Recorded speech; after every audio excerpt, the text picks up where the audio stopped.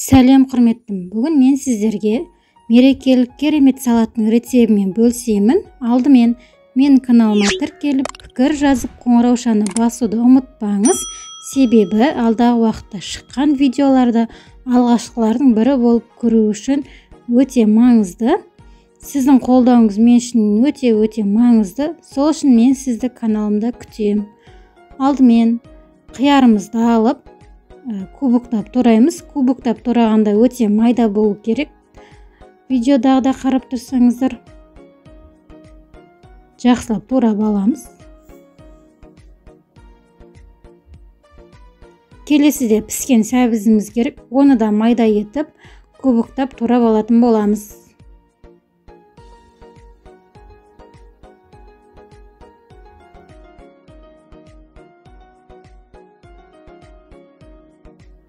Келесіде піскен картошка керек болады. Оны да майда етіп, кубоктап турап аламыз.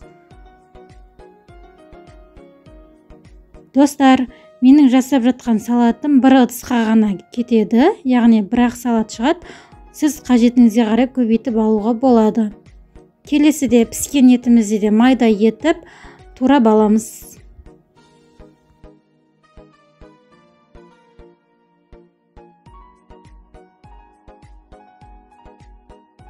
Келесіде піскен жұмыртқамызды да майда етіп, турап алатын боламыз. Қажетті заттарды описание бөліміне жазып кететін боламын. Келесіде бір ас қасық бұрыш және жарты қасықтай тұз, 2 ас қасықтан аса майонез қостым. Барлығын жақсылап араластыратын боламыз. Егер де тұз бұрышыңыздың дәмі аз болса, қайтадан салуға болады. Майонезде де сондай, дәміне қарай көресіздер. Келесіде бізге салафан пакет керек болады. Осының ішіне жаңағы салатымыздың барын салып алатын боламыз. Дайын болған салатымызды жақсылап саламыз.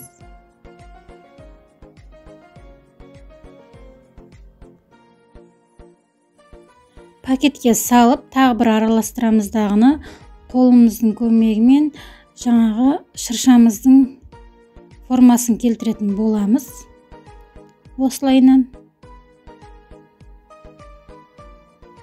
Міне шыршаға ұқсап қалды. Осылай туырлап, дұрыстап көріп аласыздар.